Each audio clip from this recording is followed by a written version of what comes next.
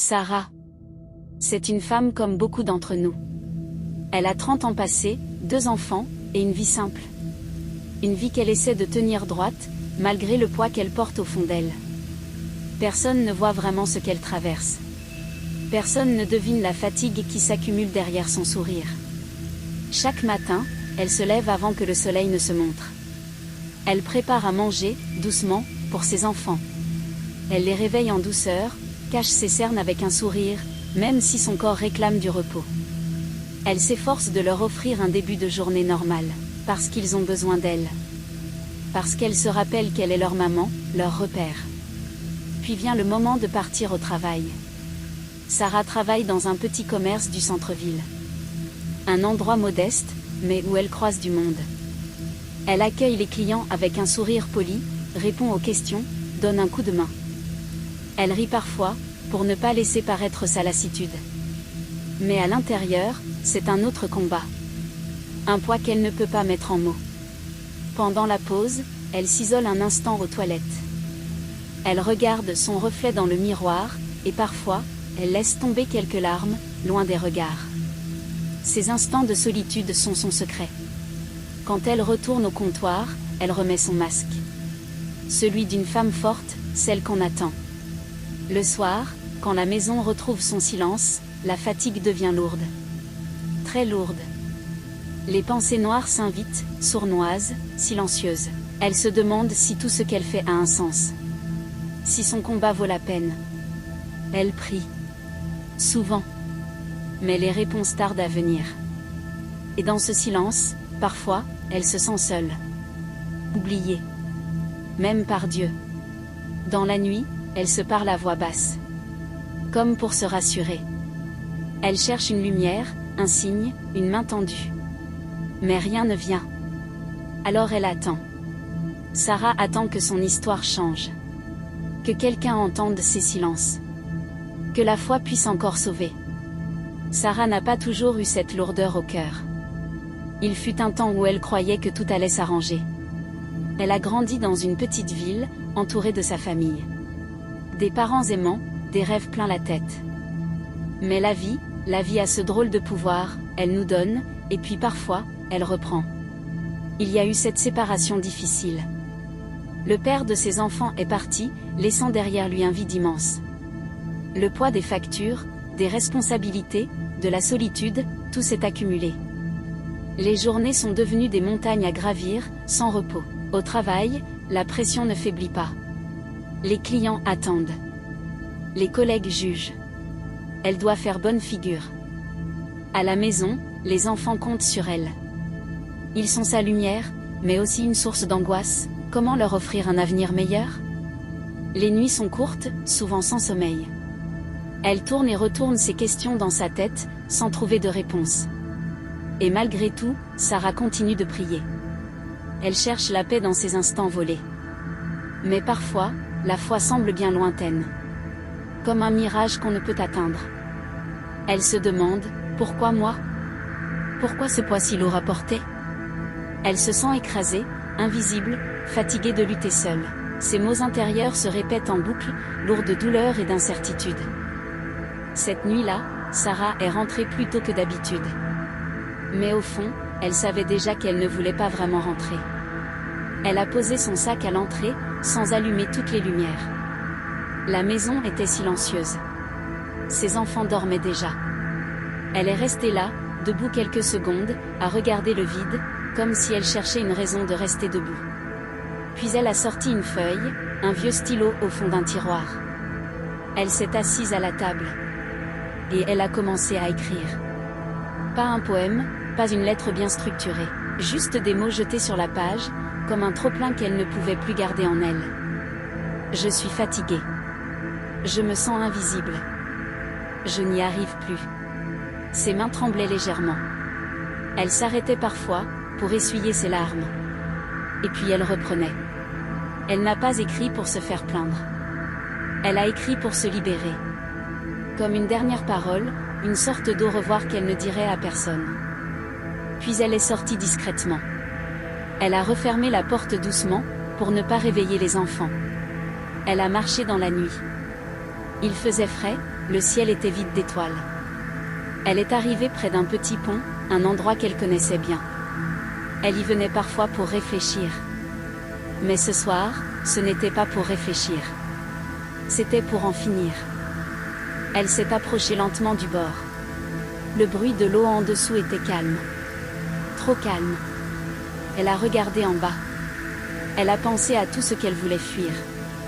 La solitude, les dettes, les non-dits. Les douleurs qu'elle cache depuis trop longtemps. Et puis, juste au moment où elle s'est dit, c'est maintenant. Son téléphone a vibré. Elle a hésité. Puis elle a regardé l'écran, un message vocal. Numéro connu, mais lointain. Une amie d'il y a longtemps.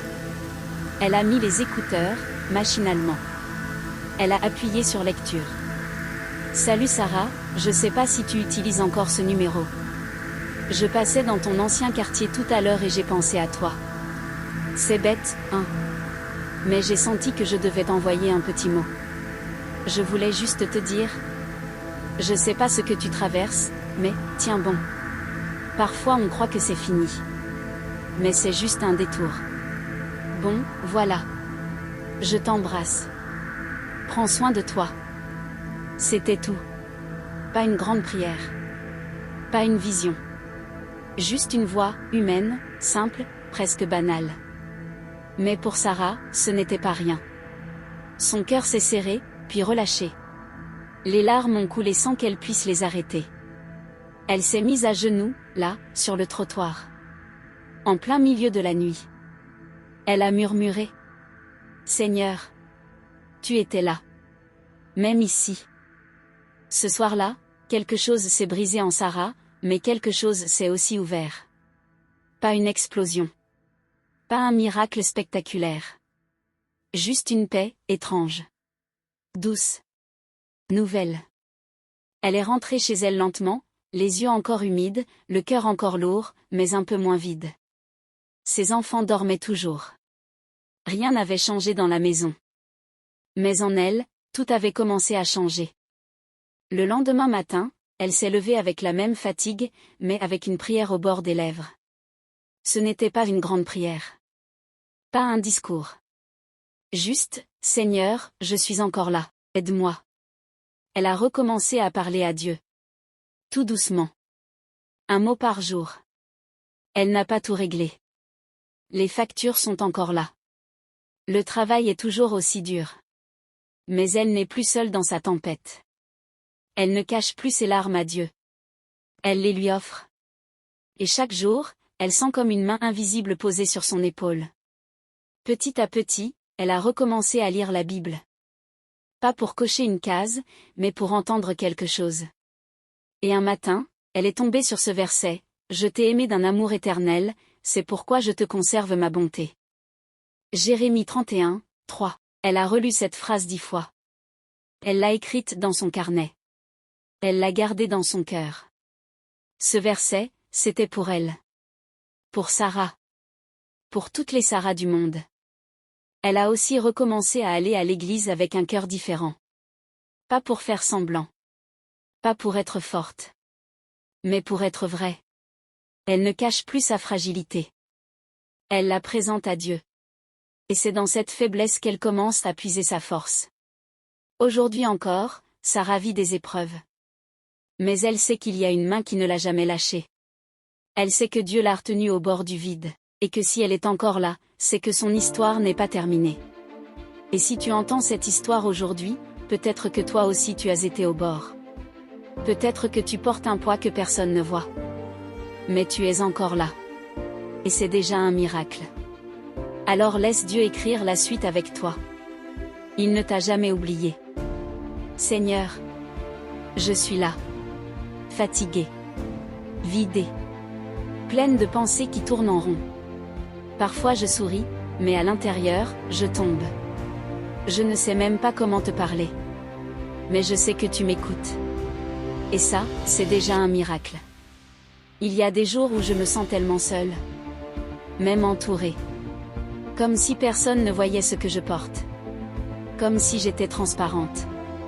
Je fais de mon mieux, Seigneur. Je me lève, je m'accroche, je cache mes larmes. Mais il y a des soirs où je n'en peux plus. Je n'ai pas besoin qu'on me dise d'être forte. J'ai juste besoin de savoir que tu es là. Alors me voilà, avec mes failles. Avec mes je ne sais plus. Avec mes j'en peux plus. Tu connais mes nuits sans sommeil. Tu sais les questions que je répète sans cesse. Est-ce que je vais m'en sortir? Est-ce que ma vie a encore un sens? Pourquoi c'est si lourd? Je me bats, mais je me sens seule dans le combat. Et parfois, je me demande si ça vaut encore la peine. Mais ce soir, même sans avoir toutes les réponses, je te dis, viens. Viens dans mes silences. Viens dans mes peurs. Viens dans mes pensées sombres. Viens dans ce vide que rien ne comble. Je n'ai pas les mots parfaits, mais j'ai ce cri muet au fond du cœur. Aide-moi. Tiens-moi quand je n'y arrive plus.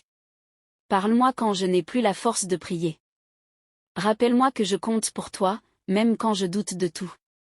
Je suis encore là, Seigneur. Et si je suis encore là, c'est peut-être parce que toi, tu ne m'as jamais lâché. Alors je te confie ce chaos. Mes pensées en vrac. Mes blessures anciennes. Mes peurs d'échouer. Mon sentiment d'être de trop, ou jamais assez. Je te donne tout ce que je cache même à moi-même. Viens, Seigneur. Pas pour faire semblant que tout va bien. Mais pour marcher avec moi, dans tout ce qui ne va pas. Je ne veux plus porter ce fardeau toute seule. Je ne peux plus. Alors pose ta main sur mes épaules. Et murmure à mon cœur que je suis aimée. Pas pour ce que je fais. Pas parce que je suis forte. Mais juste, parce que je suis ta fille. Ton enfant.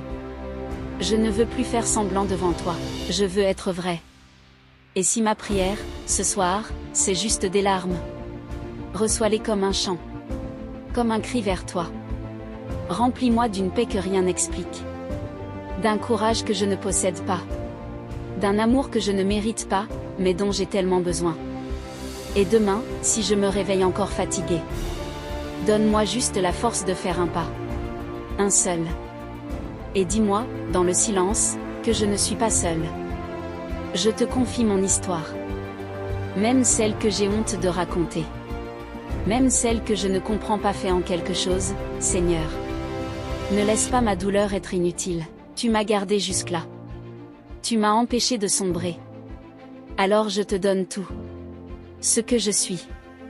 Ce que je ne suis pas. Ce que j'espère encore, même si j'ai peur d'y croire. Je suis encore là.